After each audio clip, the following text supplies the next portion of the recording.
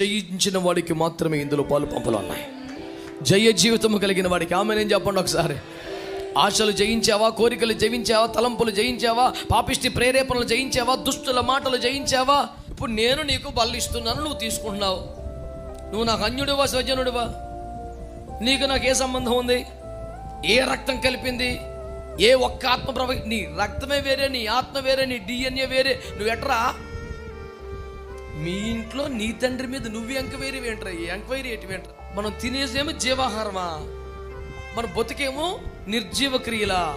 1992 ఫిబ్రవరి 14న ప్రేమికుల దినోత్సవం రోజున నేను యేసుప్రభుతో ప్రేమలో పడ్డాను. ఆ రోజున 10,000 మందిలో అతి కాంక్షణీయుడు, సుందరుడు, మనోహరుడు. ఆయన దిగి వచ్చి మాట్లాడుతుంటే తలపైకి ఎత్తడు. పనికి మళ్ళీ ఎవరమని ఒక్కొక్కటి నా మేనర్స్ అంతేనండి, నా స్టైల్ అంతేనండి. నీ స్టైల్ ఎందుకు పనికొస్తుందో దేశదేమరైపోతాకే. ఇంత శాతకాలంలో కూడా చేసిన పని అంటే సక్సెస్ఫుల్గా వెళ్ళి పెళ్లి చేసుకున్నాడు అంతే. కయ్యను సాధించిన విజయాలు ఏంటి? అమ్మ లేకపోయినా, నాన్న దగ్గర లేకపోయినా, తమ్ముడు సపోర్ట్ చేయకపోయినా, ఉన్నోడిని చంపేసినా, దేవుడు సహకరించకపోయినా, పాస్టర్ గారు ఎవరు లేకపోయినా వీడు వెళ్ళిపోయాడు, దాన్ని పెళ్లి చేసుకున్నాడు. ఇంతవరకే భూమి దేవుడిని సాధించేది. ఆ తర్వాత నా ఇంటి దీపం అంతే. నేను చెప్పే సువార్త వింటున్నారా? జయించిన వాడికి మాత్రమే ఇందులో పాలు పంపులు ఉన్నాయి. జయ జీవితము కలిగిన వాడికి ఆమేన్ చెప్పండి ఒకసారి. ఆశలు జయించావా, కోరికలు జయించావా, తలంపులు జయించావా, పాపిష్టి ప్రేరేపణలు జయించావా, దుష్టుల మాటలు జయించావా, పనికి మళ్ళీ ప్రేరేపణలు జయించావా? నేను అన్యుని కాదు. నువ్వు ఏ రకంగా ఇశ్రాయేలుడు, ఏ రకంగా స్వజనం? ఇప్పుడు నేను నీకు బల్లు ఇస్తున్నాను, నువ్వు తీసుకుంటున్నావు. నువ్వు నాకు అన్యుడివా, స్వజనుడివా? నీకు నాకు ఏ సంబంధం ఉంది? ఏ రక్తం కలిపింది? ఏ ఒక్క ఆత్మ నీ రక్తమే వేరే, నీ ఆత్మ వేరే, నీ డిఎన్ఏ వేరే. నువ్వు ఎట్రా ప్రసాదమా? చెయ్యి.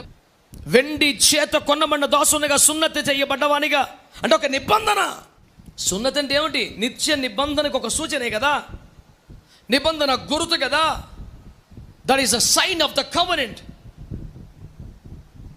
You need to make with your God almighty. నీకు నీ దేవునితో, నీకు నీ దైవజనునితో ఉన్న నిబంధనకి గుర్తు ఏంటి? అసలు నిబంధన వాడు చేసి ఎడితే గుర్తు. నువ్వు ఇంకా అన్యుడిగా, పరాయివాడిగా బతుకుతున్నంతకాలం. సింపుల్ చెప్తాను, అన్యుడు పరాయుడు అంటే పెద్ద ఓ బైబిల్ అంతా బాధ తెచ్చుకొకరు. లోకా 15 సార్లు, లోకా 15 సార్లు పెద్ద కొడుకు ఎవడాడు? లోకా 15లో పెద్ద కొడుకు ఉన్నాడా? ఆడు తప్పిపోయినాడు కాదు, బయటికి వెళ్ళినాడు కాదు, అల్లరచిల్లరోడు కాదు, లోక స్నేహాలు చేసినోడు కాదు. పద్ధతిగా ఇంట్లో ఎల్లప్పుడూ తండ్రితో ఉన్నవాడు. కాకపోతే పరాయి బుద్ధుడు. ఆడు పొలవేనాడు వచ్చేపాటికి మంచి కోటం, మంచి బేభత్సం జరుగుతుంది. రోడ్డు మీద అయిపోయాడంటే తన ఇంట్లో హడావుడి జరుగుతుంటే ఇంటికి పెద్ద కొడుకుగా లోపలికి చొచ్చుకొని వచ్చి ఏం జరుగుతుందో చూసే స్వతంత్రం ఉండదా? అక్కడ ఆగిపోయి ఒక మనిషిని పంపుతున్నాడు. ఏం జరుగుతుందో చూసినా అదేంటిది? నీ ఇంట్లో నువ్వే ఎంక్వైరీ చేస్తాను. పాపిష్టి బుద్ధులు నశించిపోను కాక. మీ ఇంట్లో నీ తండ్రి మీద నువ్వు ఎంక్వైరీ ఏంట్రా? ఈ ఎంక్వైరీ ఏంటి ఏంట్రా? సన్నాసి అని గోబల వాయించేది పట్టుకుని ఒక్కొక్కడిని. మీ తండ్రి మీద నువ్వు ఎంక్వైరీ చేస్తున్నావా? నువ్వు కొంపలో ఉండి మరి ఏం చేస్తున్నావరా? నాకు అర్థం అవుతలేదు. అమ్మ ఏం జరుగుతుందంటావు? నువ్వు నిఘా పెట్టింది ఎవరి మీదరా? Useless fellow. నువ్వు వేగుల వారిని పంపింది ఎవరి మీదకరా? అసలు బుద్ధి జ్ఞానం ఉందా? మనం తినేసేమో జీవాహారమా, మన బతుకేమో నిర్జీవ క్రియలా. అసలు బ్యాలెన్స్ షీట్ మ్యాచ్ అవ్వాలి కదరా. వాళ్ళ నాన్నగారు పోయి రానా రారా, అరే అదేంట్రా నువ్వు బయట ఉండి పోవటం ఏంట్రా అంటే నేను రాను. ఏంటి ప్రాబ్లం ఏంటంటే ఈ నీ కుమారుడు, ఈ నీ ఆస్తి, ఆస్తి నాది అన్న ఫీలింగ్ లేదు. తమ్ముడు నా తమ్ముడు అన్న ఫీలింగ్. నీ కుమారుడు, నీ ఆస్తి, నువ్వెవడవరా? ఆస్తిలో నీకు సంబంధం లేదు, తమ్ముడితో నీకు సంబంధం. నువ్వెవడవే? 7 సముద్రాల అవతల ఒంటి స్తంభం మీద మహారాణి కూర్చొని ఉందంట. ఎడవమను ఎందుకు? సంఘం, సహవాసం, నడిపింపు, ఉపదేశం ఏమీ లేవు. ఆస్తిని మన ఆస్తి అనే మన నోరు రాదు, నా తమ్ముడు అనే నోరు రాదు. నీకు ఎవరితో తినమైన సంబంధాలు లేవు.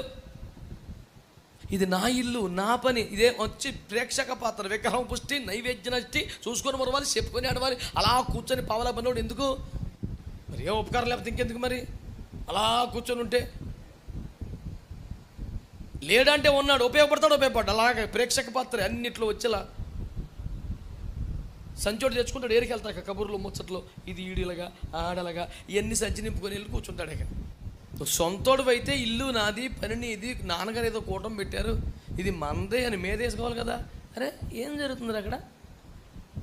ఆడిచ్చాడా? ఓహో, వీడి పోకడ తెలుసు కాబట్టి తండ్రి గారే వచ్చారు. అరే అదేంట్రా, రారా, అయ్యో నాన్న రే వచ్చారా అంటే, ఈ నీ కుమారుడు, ఈ నీ ఆస్తిని, మన అన్న ఫీలింగే లేదు అడిగి. మన ఇల్లు, మన ఆస్తి, మన పని, మన తమ్ముడు, మన పిల్లోడు, అసలు ఆ ఫీలింగే లేదు. అంత దారుడిగా మారిపోవాలి. నేను కాదు, మనము, మన ఇల్లు, మన తమ్ముడు, మన మన మన అంటాకే తింటాక కాదు, పని చేస్తా కూడా ఉండాలి. కొంతమంది ఉంటారండి, ఎత్తుకుంటాకేమో పెద్దోళ్ళు అవుతారు, నడుతాక చిన్నోళ్ళు అవుతారు. ఆ పెద్ద ఆయన పాట పడితే నాకు కంగారు వచ్చిన, ప్రేమలో పడ్డాను అనేప్పుడు బాబు ఇదేట్రా అని చూస్తే ఏసుడవుతాడు. పోన్లే చెప్పు, ఇంత సేవ చేసి పూసుకొని అలా పడిపోయి యూట్యూబ్ ఆన్ చేయగానే మనోడు మంచి పోజు మీద ఉన్నాడు. ఏంద్రా అని చూశాను, చూస్తే ప్రేమలో పడ్డాను. అయ్యి బాబోయ్ ఎంత దర్జాగా చెప్పేస్తున్నాడు ఏంటని చూస్తే ఏసుప్రభు, అయితే పర్లేదులే రోజు పాడాలి, అసలు పళ్ళు ఎక్కకూడదు అందులోంచి. 1992 ఫిబ్రవరి 14న ప్రేమికుల దినోత్సవం రోజున నేను యేసుప్రభుతో ప్రేమలో పడ్డాను. ఆ రోజు నుంచి ఈ రోజు దాకా మా ప్రేమ ఆయన మంచి రోజుగా సాగుతూనే ఉంది. ఏం డోకాలేదు. దేవునికి స్తోత్రం, హల్లెలూయా. ఇంకంత రేంజ్ ఉన్నవాడు ఎవడ కనపడలేదు. దేవునికి స్తోత్రం. బెటర్ ఆప్షన్ లేదు, ఎప్పటికీ రాదు. 10,000 మందిలో అతి కాంక్షణీయుడా, సుందరుడు, మనోహరుడు, ప్రేమింపదగినవాడు. ఆమేన్. కాంక్షణీయుడు అంటే కోర తగినవాడు, అంతే. అంతకన్నా కోర తగిన క్వాలిటీ కానీ, క్యారెక్టర్ కానీ, క్యాండిడేట్ కానీ కనపడరు, ఉండరు, అవకాశం లేదు. విశ్వములోని సకల భావాల సంపూర్ణ సమ్మేళనమైనటువంటి మంచితనం నువ్వు టన్నుల్లో కొలుస్తావో, లీటర్లో కొలుస్తావో, గ్యాలన్లో కొలుస్తావో, కొలుసుకో, దాని పేరు యేసు ప్రభు.